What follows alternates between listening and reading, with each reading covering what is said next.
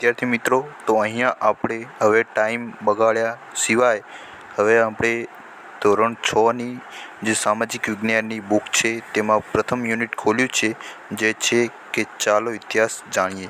તો અહીંયા વાત કરીએ તો ઘણા લોકોના મનમાં અને વિદ્યાર્થીઓના મનમાં એ સવાલ થતો હશે કે ઇતિહાસ તો ભૂતકાળનો એક જાતનો બનાવ બતાવે છે, પરંતુ તેને અત્યારના ટાઈમમાં ભણીને શું કરવાનું, તેનો શું ઉપયોગ આવે છે, તે નકામું છે તેમ ગણકારીને તેને સાઈડમાં રાખે છે. પરંતુ અહીંયા એ જ બાબતનો જવાબ આપવા માટે પ્રથમ યુનિટ સામાજિક વિજ્ઞાનની ચોપડીમાં ઇતિહાસ વિશે જણાવેલું છે. તો આપણે વિદ્યાર્થીઓ મિત્રો જોતા હોય છે કે ઘણીવાર એવી બાબતો હોય છે કે જે આપણને જીવનમાં શીખ આપતી હોય છે. તેવી જ રીતે કોઈ પ્રદેશને, કોઈ જાતિને પણ શીખ આપતી હોય છે તે તેની ભૂતકાળમાં બનેલી ઘટનાઓ હોય છે, અને જે ભૂતકાળમાં બનેલી ઘટનાઓ હોય છે તેને જ આપણે ઇતિહાસ કહીએ છીએ. તો અહીંયા બુકમાં સૌપ્રથમ લખેલું છે કે તમારા 6ઠ્ઠા ધોરણના અભ્યાસમાં સામાજિક વિજ્ઞાનના એક રસપ્રદ વિષય વિશે અહીં ઇતિહાસ વિશે આપણે જાણકારી આપીશું. સમાજ વિજ્ઞાનો આપણને મનુષ્યના સામાજિક વિશ્વથી માહિતગાર કરે છે. તે ભૂગોળ, અર્થશાસ્ત્ર, સામાજિક પરિસ્થિતિ અને સંસ્થાઓ, રાજકીય પ્રવૃત્તિઓ અને સંગઠનોની જાણકારી આપે છે. અહીં જે 2 લીટી છે તેના અંદર જે એમ કહેવા માંગીએ છીએ કે આપણે બીજો કોઈ વિષય ભણતા હોય તો તે એ વિષય પૂરતો જ, જેમ કે અર્થશાસ્ત્ર છે તો તે આંકડાકીય માહિતી સાથે સંલગ્ન બાબતોથી માહિતગાર આપે છે.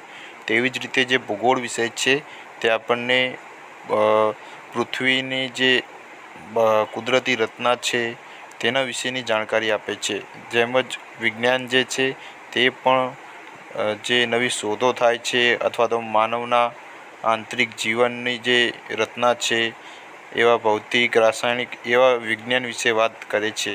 જ્યારે ઇતિહાસ એક એવો વિષય છે કે જે તમામ વિષયોનું જે મિશ્રણ છે, તેમાં દરેક વિષયો બાબતે માહિતગાર આપણને કરે છે. તે હવે આપણે આગળ વધીએ તો ઇતિહાસ વિષય સિવાયના સમાજ વિજ્ઞાનો આપણને વર્તમાન સમાજ જીવનનો પરિચય કરાવે છે. જ્યારે ઇતિહાસ માનવ સમાજના ભૂતકાળની માહિતી આપે છે, જેની મદદથી આપણે વર્તમાન કાળને જાણી શકીએ છીએ. શું આપણે ભૂતકાળના જ્ઞાન વગર વર્તમાન સમાજ જીવનને સમજી શકીએ? માનવ જ્યારે અગ્નિનો ઉપયોગ શરૂ કર્યો ન હતો ત્યારે તેનું જીવન કેવું હતું? તમે એ બાબતની કલ્પના કરો કે માનવીની ખેતીવાડી, રસ્તા, વાહન વ્યવહાર, મકાનો વગર કેવી રીતે રહેતા હશે. ઇતિહાસ આપણને માનવ જીવનના આવા વિવિધ રસપ્રદ પાસાઓ વિશે જાણકારી આપે છે. અહીંયા વાત એ છે કે જો આપણે ઇતિહાસને ફક્ત વિષયના આધારે નહીં, પરંતુ તેનામાંથી બોધ લેવાના આધારે ભણીએ તો વધુ યોગ્ય સાબિત થશે. તે પહેલાંના સમયમાં જેમ રાજાશાહી હતી તેની વાત પ્રજાને માનવી પડતી હતી, પરંતુ હવે જે લોકશાહી છે તેના આધારે, લોકમતના આધારે દેશમાં શાસન થાય છે. પહેલાંના સમયમાં જે યુદ્ધ થતા એ જમીન ઉપર રહીને લડાતા હતા, જ્યારે અત્યારે જે યુદ્ધ નથી થતા, પરંતુ અત્યારે વાતોથી સંસદમાં લડાય છે, અત્યારે ખુરશી પર બેસીને લડાય છે. આ કેવી રીતે સંભવિત છે? આપણું શાસન બદલાયું છે અને આપણને ભૂતકાળની ઇતિહાસની માહિતી છે કે પહેલાંના સમયમાં શું હતું અને તેનાથી વધુ યોગ્ય શું થઈ શકે છે. તેના આધારે આપણે તેને અનુરૂપ પગલાં લઈ શકીએ છીએ. ઇતિહાસ આપણને ભૂતકાળના જુદા જીવનની સફર કરાવે છે. એક યુગમાંથી બીજા અને બીજામાંથી ત્રીજા એમ અનેક યુગમાં માનવ જીવનના રીત રિવાજો, માન્યતાઓ, તેમના ખોરાક અને પોશાક વિશે માહિતી આપે છે. જાણે કે આપણે કોઈ જુદા જ વિશ્વમાં વિહરતા હોઈએ. આપણે ભૂતકાળના માનવ સમાજનું અધ્યયન શા માટે કરવું જોઈએ એવો વિચાર તમને આવતો હશે. ઇતિહાસ માત્ર ભૂતકાળની જ બાબતો સાથે સંકળાયેલું નથી, તે વર્તમાન કાળની વ્યવસ્થા સાથે કડીરૂપ છે. આપણા પૂર્વજો કેવા હતા, તે ક્યાં રહેતા હતા, શું ખાતા હતા, તેમના જીવનની અનેક મહત્ત્વપૂર્ણ બાબતોની માહિતી આપી. ઇતિહાસ આપણને માનવીના જીવનમાં આવેલા પરિવર્તનોથી માહિતગાર કરાવે છે. હવે આપણે ઇતિહાસ જાણવાના સાધનો અને સ્ત્રોતો વિશે વાત કરીશું. ચિંતને વર્તમાનપત્રમાં વાંચ્યું, ગુજરાતના કચ્છમાં 4000 વર્ષ જૂનું શહેર મળી આવ્યું. તેને આશ્ચર્ય થયું, આપણે કેવી રીતે જાણી શકીએ કે આ શહેર 4000 વર્ષો જૂનું હશે? તે કોણ અને કેવી રીતે બાંધ્યું હશે? ત્યાંના લોકો કેવા ખોરાક ખાતા હશે, કેવા કપડાં પહેરતા હશે. તો મિત્રો, આ જે છે ચિંતનનો પ્રશ્ન, એ તમારા અંદર પણ આ પ્રશ્ન થતો હશે. તો તેનો જવાબ નીચે જે ઇતિહાસ જાણવાના સ્ત્રોતો છે તેના ઉપરથી તમને મળી રહેશે. તો અહીંયા ઇતિહાસ આપણે કેવી રીતે જાણીશું તેના જે અમુક એક્ઝામ્પલ નીચે આપ્યા છે ત્યાં આપણે વાંચીએ. ઇતિહાસ જાણવા માટે આપણી પાસે જુદા જુદા સાધનો છે. તો પ્રથમ છે તાડપત્ર અને ભોજપત્ર. પ્રાચીન સમયમાં માનવી લખવા માટે તાડપત્ર કે ભોજપત્રનો ઉપયોગ કરતો, જેને આપણે હસ્તપ્રત કહીએ છીએ. તાડપત્રો એટલે તાડ વૃક્ષના પર્ણ પર લખાયેલી હસ્તપ્રતો, અને ભોજપત્રો એટલે હિમાલયમાં થતા પૂર્જ નામના વૃક્ષોની પાતળી આંતરછાલ ઉપર લખાયેલ હસ્તપ્રતો. હસ્તપ્રતો એટલે શું કે હસ્તપ્રતો એટલે કે જે લખાણ હાથ દ્વારા લખાયેલું હોય તેને હસ્તપ્રતો કહે છે.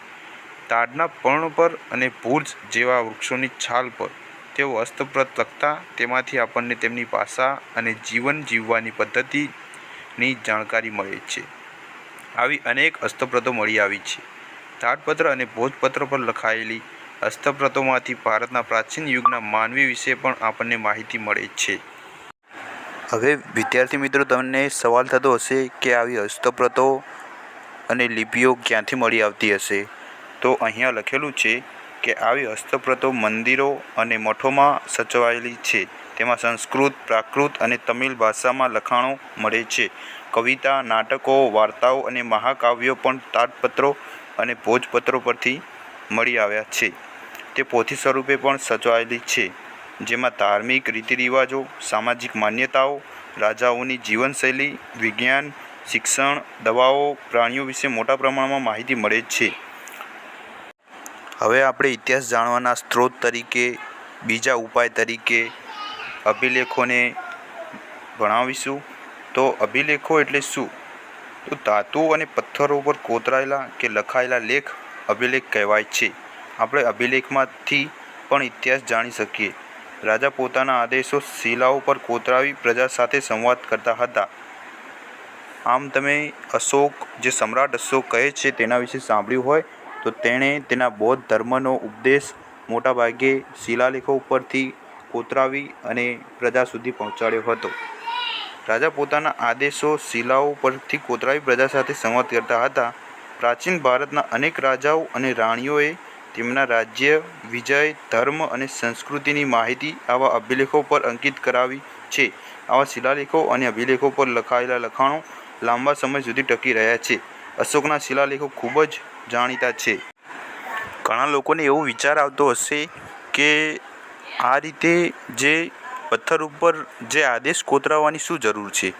કાગળમાં પણ લખી દઈએ તો શું વાંધો છે? પછી કે લાકડામાં પણ લખી દઈએ તો શું વાંધો છે?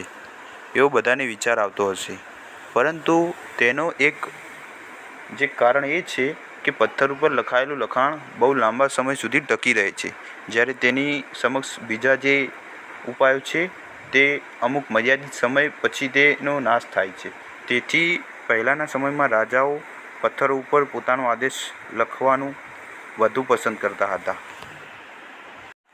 હવે આપણે ઇતિહાસ જાણવાના સ્ત્રોત તરીકે, ત્રીજા સાધન તરીકે તામ્રપત્રો વિશે વાત કરીશું. તો તામ્રપત્રો એટલે શું? તો તામ્રપત્રો એટલે તાંબાના પતરા પર કોતરીને લખવામાં આવતું લખાણ એટલે તામ્રપત્રો. હમણાં તમને વાત કરી કે પથ્થર ઉપર લખાણ કેમ કરવામાં આવતું હતું. તેનો એક જવાબ હતો કે તેની સાચવણી લાંબા સમય સુધી ટકી રહે છે. તો તેવી જ રીતે તામ્રપત્રોમાં પણ તેની સાચવણી લાંબા સમય સુધી ટકી રહે છે. તેથી તેનો ઉપયોગ પહેલાંના સમયમાં થતો હતો. અનેક રાજાઓએ પોતાના વહીવટતંત્ર અને દાનની માહિતી તામ્રપત્રો ઉપર પણ કોતરાવી છે. ગુજરાતમાં આવા તામ્રપત્રો મોટી સંખ્યામાં મળી આવ્યા છે, જેમાંથી રાજાના નામ, તેના ધર્મ, વહીવટીતંત્ર અને દાન ધર્મની વિગતો મળી આવે છે. આવા તામ્રપત્રો શ્રી હેમચંદ્રાચાર્ય જૈન જ્ઞાન મંદિર, જે પાટણમાં આવેલ છે, એલની ઇન્સ્ટિટ્યૂટ ઓફ ઇન્ડોલોજી નવરંગપુરા, જે અમદાવાદમાં આવેલ છે, અને ભોજે અધ્યયન અને સંશોધન વિદ્યાભવન અમદાવાદમાં આવેલ છે, શ્રી મહાવીર જૈન આરાધના કેન્દ્ર કોબા, જે ગાંધીનગરમાં આવેલ છે, વગેરે જેવી જગ્યાઓએ સચવાયેલા છે. હવે આપણે જે બીજા અન્ય માધ્યમ તરીકે વાત કરીએ જેનાથી આપણને ઇતિહાસ અને તે સમયની માહિતી મળે છે તેવું એક માધ્યમ છે સિક્કા, જે ખૂબ સમયથી ઇતિહાસમાં મોટો વિષય બની રહ્યો છે. તો સિક્કા પણ ઇતિહાસ જાણવાનું અગત્યનું સાધન છે. સિક્કા પર રાજાનું નામ, તેના ધર્મ, સંસ્કૃતિ તથા તેના સમય વગેરેની માહિતી મળે છે. ભારતમાં ઈસવીસન પૂર્વે 5મી સદીના પંચમાર્ક સિક્કા મળી આવ્યા છે. વિદ્યાર્થી મિત્રો, આજે ઈસવીસન પૂર્વે 5મી સદીના પંચમાર્કના સિક્કા છે. આ જે પ્રશ્ન છે ખૂબ આઈએમપી છે અને તેની મુખ્ય ખાસિયત એ છે કે તે સૌથી જૂના સિક્કા છે. આ સિવાય ગ્રીક રાજાઓ, મૌર્યકાળ અને ગુપ્ત યુગના અનેક સોના, ચાંદીના કે તાંબાના સિક્કા મળી આવ્યા છે, જે તેમના સામાજિક, ધાર્મિક, આર્થિક અને રાજકીય વહીવટની માહિતી આપે છે. અહીંયા તમે પાઠ્યપુસ્તકમાં વિવિધ સિક્કાઓ જોઈ શકો છો, જેને પંચમાર્કના સિક્કા કહે છે. હવે એ જાણવું જરૂરી છે કે આવા સિક્કાઓને પંચમાર્કના સિક્કા કેમ કહેવામાં આવે છે. તો પંચ અને માર્ક. તો પંચ એટલે કે કોઈ વસ્તુ ઉપર કોઈ અન્ય સાધન વડે દબાણ આપીને તેની છાપ પાડવામાં આવે છે અને તેના બાદ જે તેની છાપ પડે છે જેને માર્ક કહેવામાં આવે છે. એટલે તેનું સંપૂર્ણ સ્વરૂપ પંચમાર્ક આ અર્થમાં વિસ્તરેલું છે. પંચમાર્કના સિક્કા જે છે એ ઈસવીસન પૂર્વે 5મી સદીમાં બનતા હતા. ત્યારે કોઈ મજબૂત ધાતુનો ટુકડો હોય તેના ઉપર અન્ય કોઈ છાપ કે અન્ય કોઈ સાધન વડે વિવિધ છાપો પાડવામાં આવતી હતી, જે પંચિંગ તરીકે તેનો ઉપયોગ થતો હતો. તેના કારણે તેવા સિક્કાઓને પંચમાર્કના સિક્કાઓ કહેવામાં આવે છે. ઇતિહાસના અભ્યાસીઓ, પુરાતત્વશાસ્ત્રીઓ, ઇતિહાસકારો અને પ્રવાસીઓની વિવિધ નોંધ વિશે આપણે હવે વાતો કરીશું. માનવ સમાજનો ભૂતકાળ જાણવા આપણને પુરાતત્વશાસ્ત્રીઓએ, જેને અંગ્રેજીમાં આર્કિયોલોજિસ્ટ કહેવાય છે, તે સંશોધન કરીને માહિતી આપે છે. તેઓ પ્રાચીન સ્થળો પર જઈને ઉત્ખનન કરીને મકાનો, સિક્કા, ઈંટો, પથ્થરો, ઓજારો, ખોરાકના નમૂના, મનુષ્યો અને પ્રાણીઓના હાડકાં વગેરે શોધીને તેનો અભ્યાસ કરી તે સમયના માનવોની સંસ્કૃતિથી આપણને અવગત કરાવે છે. આ કોની વાત થઈ રહી છે? જે પ્રાચીન સમયના જે લોકો હતા તેમના જીવનની માહિતી આપવા માટે જે પુરાતત્વશાસ્ત્રીઓ વર્તમાન સુધી પણ આપણા સુધી તે માહિતીને લાવે છે, તેવા ઇતિહાસકારો, પ્રવાસીઓ, પુરાતત્વશાસ્ત્રીઓ અને વિવિધ અભ્યાસીઓની વાત કરવામાં આવે છે. પ્રાચીન કાળથી મનુષ્ય એક જગ્યાએથી બીજી જગ્યાએ પ્રવાસ કરતો રહ્યો છે. ઘણા પ્રવાસીઓ બીજા દેશોમાં જઈને ત્યાંના જીવનની નોંધ પણ કરતા હતા. આવા વિવિધ પ્રવાસીઓના પ્રવાસ વર્ણનમાંથી આપણને જે તે દેશના ઇતિહાસ અને સંસ્કૃતિની જાણકારી મળે છે. તેમાં મેગસ્થનીઝ, પ્લિની, પાયન, યુએન સાંગ જેવા મુસાફરોનો સમાવેશ થાય છે. અને મુખ્યત્વે આ મુસાફરો ચીનના જ હતા, કેમ કે તેઓ બુદ્ધ ધર્મના પ્રચાર માટે આવ્યા હતા. પ્રાચીન સમયમાં અનેક વિવિધ સભ્યતાઓ હતી, જેમ કે મેસોપોટેમિયા સભ્યતા, સિંધુ ઘાટી સભ્યતા, મિસ્રની સભ્યતા, ચીની સભ્યતા, એટોમેન સામ્રાજ્ય, રોમન એમ્પાયર વગેરે જેવી સત્તાઓ થઈ ગયેલી છે. પરંતુ અહીંયા મુખ્યત્વે આપણે સિંધુ ઘાટી સભ્યતાના વિશે વાત કરીશું.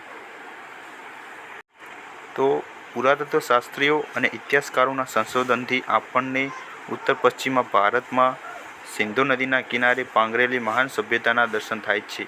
અહીં આ વાત સિંધુ સભ્યતા વિશે કરવામાં આવી છે, જે વર્તમાનમાં ભારતના ઉત્તર પશ્ચિમ એટલે કે પાકિસ્તાનના પ્રદેશમાં તે પૂર્વે હતી. ભારતમાં આજથી 4500 વર્ષ પહેલાં અનેક શહેરો અસ્તિત્વમાં આવ્યા હતા. એ જ રીતે ગંગા નદીની આસપાસના ક્ષેત્રોમાં આજથી 2500 વર્ષ પહેલાં ઘણા બધા શહેરોનો વિકાસ થયો હતો, તે પણ જાણી શકાય છે. આ બધા સાધનોથી તે સમયના માનવ સમાજના રીત રિવાજો, ખોરાક, પોશાક અને ટેકનોલોજી તથા સંસ્કૃતિની માહિતી ભારતના અનેક શહેરો અને ગામડાઓ શોધી તેમણે આપણને કપાસ, જવ, ઘઉં ઉપરાંત તે સમયના પ્રાણીઓની માહિતી આપી છે. તેવી જ રીતે જે તે સમયમાં શિકાર જે આદિમાનવો કરતા હતા તે કયા પ્રકારે કરતા હતા અને કયા સાધનોથી કરતા હતા તેની પણ માહિતી આપણને મળી આવે છે. ઇતિહાસકારો ભૂતકાળનું અધ્યયન કરનારા મહત્ત્વના વિદ્વાનો છે. તેઓ મળી આવેલા સાધનોનું વર્ગીકરણ કરે છે, સંશોધન કરે છે, પછી હસ્તપ્રતો, દસ્તાવેજો, અભિલેખોમાંથી માહિતી એકત્રિત કરે છે અને પછી યોગ્ય રીતે તેનું આલેખન કરે છે. પુરાતત્વશાસ્ત્રીઓ અને ઇતિહાસકારો ભૂતકાળને પણ આપણી સમક્ષ જીવંત કરે છે. હવે જે વર્તમાનમાં આપણે જેને ભારત કહીએ છીએ તે ભારત ભૂમિનું નામ ભારત કેવી રીતે પડ્યું, તેના પાછળનો શું ઇતિહાસ છે તે આપણે જે અહીં આ પાઠ્યપુસ્તકમાં તેના વિશે આપેલું છે તે આપણે જોઈશું. આપણે આપણા દેશને બે નામોથી ઓળખીએ છીએ, ઇન્ડિયા અને ભારત. જો યુએન જે સંયુક્ત રાષ્ટ્ર જે એસેમ્બલી છે તેમાં ભારતનું નામ એઝ અ ઇન્ડિયા તરીકે લેવામાં આવે છે અને ભારત પણ મૂળ તેનું નામ કોઈ એક નથી પરંતુ ઇન્ડિયા અને ભારત બંને તેનું નામ છે. ભારતના જે કોન્સ્ટિટ્યુશન એટલે કે બંધારણ છે એમાં પણ ઉપર લખેલું છે કોન્સ્ટિટ્યુશન ઓફ ઇન્ડિયા અને ભારતમાં પણ ભારત નામ પણ લખેલું છે. ઇન્ડિયા શબ્દ ઇન્ડસ પરથી ઉતરી આવેલો છે જેને સંસ્કૃત ભાષામાં સિંધુ કહેવાય છે. પ્રાચીન ઈરાન અને ગ્રીસના લોકો સિંધુ નદીથી પરિચિત હતા. એમ કે જે ગ્રીસના લોકો હતા તે ઇન્ડસ કહેતા હતા, જ્યારે ઈરાનના લોકો હતા તે હિન્ડોસ કહેતા હતા. તેઓ આજથી 2500 વર્ષ પહેલાં તે પ્રદેશના સંપર્કમાં આવ્યા હતા. તેમજ તેઓ આ નદીના પૂર્વ કિનારાને ઇન્ડિયા તરીકે ઓળખતા હતા. ભારત નામ એવો સૌપ્રથમ ઉલ્લેખ આપણને ઋગ્વેદ નામના વેદમાંથી જોવા મળે છે. ભરત નામનો માનવ સમૂહ ઉત્તર પશ્ચિમ ભારતમાં આવીને વસેલો. તેમના નામ પરથી આપણો દેશ ભારત તરીકે ઓળખાય છે. આ સમૂહનો ઉલ્લેખ સંસ્કૃતની આરંભિક કૃતિ ઋગ્વેદમાં પણ જોવા મળે છે, જે ચારેય વેદોમાં અને સૌપ્રથમ રત્ન તરીકે તેને ગણવામાં આવે છે. હવે આપણે એમ વિચારીએ કે તે સમયમાં જે ચોક્કસ સમયની નોંધ કયા પ્રકારે થતી હતી અને સમયની કાલગણના કયા પ્રકારે થતી હતી, એટલે કે સાલવારી કયા પ્રકારે ગણવામાં આવતી હતી તે વિશે જાણકારી કરીએ તો સાલવારી ઇતિહાસમાં સમયનું ખૂબ જ મહત્ત્વ છે. ઘટનાઓ સમય અને સ્થાનની સાથે જ લખી શકાય. આપણે સમયને તારીખ, માસ અને વર્ષ સાથે સાંકળીને સમજીએ છીએ. જેમ કે 20 જુલાઈ 2018 એ શુક્રવાર છે. આ પ્રમાણે સમયની ગોઠવણી ઈસુ ખ્રિસ્તના જન્મ સાથે સંકળાયેલી છે. પરંતુ શું ઈસુ ખ્રિસ્તના જન્મના પહેલાં કોઈ દુનિયા હતી નહીં? તો તેનો જવાબ છે ના, દુનિયા હતી, ચોક્કસ હતી, પરંતુ તે સમયે કાલગણના ઈસુ ખ્રિસ્તના જન્મ પ્રમાણે થતી હતી, પરંતુ ઉલટી થતી હતી. એ કઈ રીતે થતી હતી તેના વિશે આપણે સમજતું. તો ખ્રિસ્તી ધર્મના સ્થાપક ઈસુ ખ્રિસ્તના જન્મને દુનિયામાં કાળગણના સાથે જોડવામાં આવ્યો છે. આપણે ઈસવીસન એમ કહીએ છીએ, અંગ્રેજીમાં એડી કહેવામાં આવે છે, એટલે કે એનો ડોમિની, એટલે ઈસુ ખ્રિસ્તના જન્મ પછીના વર્ષો એમ કહેવાય. દાખલા તરીકે ઈસવીસન 2000 એટલે ઈસુ ખ્રિસ્તના જન્મ પછીના 2000 વર્ષ. એ જ રીતે ઈસવીસન પૂર્વે એટલે કે એને ઇંગ્લિશમાં કહેવાય છે બીસી, એટલે કે બિફોર ક્રિસ્ટ, એટલે ઈસુ ખ્રિસ્તના જન્મ પહેલાંના સમય. ઉદાહરણ તરીકે ઈસવીસન પૂર્વે 2000 એટલે ઈસુ ખ્રિસ્તના જન્મ પહેલાંના 2000 વર્ષ. તો તમે સમજી ગયા હશો કે પહેલાંના સમયમાં જે સાલવારી કયા પ્રકારે થતી હતી અને ઈસુ ખ્રિસ્તના જે જન્મ પહેલાં અને પછીના જે સમયને કયા પ્રકારે દર્શાવવામાં આવતો હતો તે નીચે ચાર્ટ પ્રમાણે દર્શાવેલ છે. તો જે વચ્ચે 0 પોઈન્ટ છે તેના આધારે તેને કોઈ પણ ટાઈમ ગણ્યા વગર તેને ઈસુ ખ્રિસ્તના જન્મનો સમય ગણીને એના આગળ જવું તો જે ઈસવીસન આપણે અત્યારે જે છે તેનો વાત થાય છે. અને એના જન્મ પહેલાંની વાત કરવામાં આવે તો તે ઈસવીસન પૂર્વે જે બિફોર ક્રિસ્ટ જે ડાબી તરફ લખેલું છે તે પ્રમાણે જોવામાં આવતું હતું. ઘણીવાર એનો ડોમિની એટલે કે એડીના બદલે સીઈ પણ વપરાય છે, જેનો મતલબ થાય છે કોમન એરા. અને જ્યારે બીસી એટલે કે બિફોર ક્રિસ્ટની જગ્યાએ બીસીઈ એટલે કે બિફોર કોમન એરા તરીકે પણ વપરાય છે. ખ્રિસ્તી ધર્મ વિશ્વના મોટાભાગના રાષ્ટ્રો સાથે સંકળાયેલો હોવાથી અનેક રાષ્ટ્રોની જેમ આપણે ભારતમાં પણ આ જ સાલવારીનો પ્રયોગ કરીએ છીએ. ઘણીવાર બીપી એટલે કે બિફોર પ્રેઝન્ટ શબ્દનો પણ ઉપયોગ થાય છે. તો આપણું ચેપ્ટર અહીંયા પૂરું થઈ ગયું છે. હવે આપણે તેનો અભ્યાસ સ્વાધ્યાય મારફતે કરીશું. તો વિદ્યાર્થી મિત્રો, કોઈ પણ વિષય હોય અને તેને તમે વાંચો તેના બાદમાં તેનો અભ્યાસ કરવો ખૂબ જ અગત્યનો છે.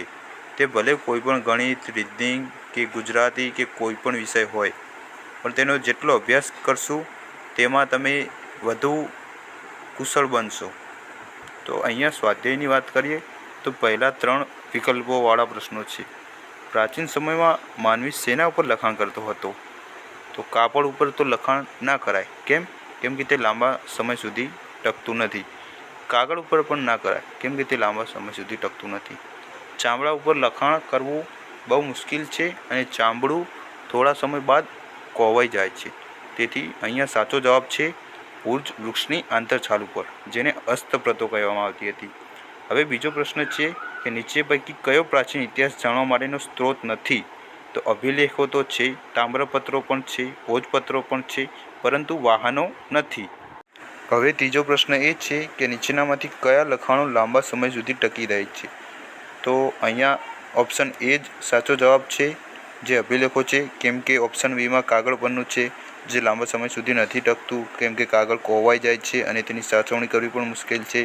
જ્યારે ઓપ્શન સી છે કાપડ પરના લખાણ, તે પણ અમુક સમય બાદ કોહવાઈ જાય છે. પછી ઓપ્શન ડી છે વૃક્ષના પાન પર લખેલા લખાણ, એ પણ લાંબા સમય સુધી સાચવી રાખવું ખૂબ અઘરું છે. હવે આપણે પ્રશ્ન 2 તરફ જઈશું, જેનો ટૂંકમાં ઉત્તર આપવાનો છે. તો પ્રશ્ન 1 છે કે બીસીનો અર્થ શું થાય છે? તો બીસીનો અર્થ થાય છે કે બિફોર કોમન એરા, એને બીસીને એમ પણ કહેવાય છે, અથવા તો બિફોર ક્રિસ્ટ એમ પણ કહેવાય છે, જે ઈસવીસન પૂર્વેને દર્શાવે છે. બીજો પ્રશ્ન છે કે એડીનો અર્થ સમજાવો. એડી એટલે કે એનો ડોમિની, જે ઈસવીસન એટલે કે ઈસુ ખ્રિસ્તના જન્મ પછીના વર્ષોને દર્શાવે છે. પછી પ્રશ્ન 3 છે ભારતના સૌથી જૂના સિક્કા કયા છે? મેં તમને પંચિંગ કાર્ડ તરીકે એક ઉદાહરણ આપીને સમજાવ્યું હતું કે જે પંચમાર્કના સિક્કા છે તે ભારતના સૌથી જૂના સિક્કા છે. પછી ઓપ્શન 4 છે ઇતિહાસ જાણવાના સ્ત્રોત કયા કયા છે? જે આપણે 3-4 જોયા હતા, જેમ કે અભિલેખો, શિલાલેખો, તામ્રપત્રો, હસ્તપ્રતો, પછી સિક્કાઓ, પછી વગેરે વગેરે સાધનો રહી ગયા છે. હવે આપણે પ્રશ્ન 3 તરફ જઈશું, જે જોડકા જોડવાના છે. તો અહીંયા અભિલેખ છે તેને આપણે પથ્થર કે ધાતુ પર કોતરેલું સાથે જોઈન્ટ કરીશું. ભોજપત્રોને આપણે ભુજ નામની વૃક્ષની છાલની સાથે સેટ કરશું. તામ્રપત્રોને આપણે ઓપ્શન ડી સાથે સેટ કરશું. બીસીને આપણે એ સાથે સેટ કરીશું, જ્યારે એડીને આપણે ઈસવીસન સાથે સેટ કરીશું. તો વિદ્યાર્થી મિત્રો, અહીંયા આપણું લેક્ચર પૂરું થાય છે.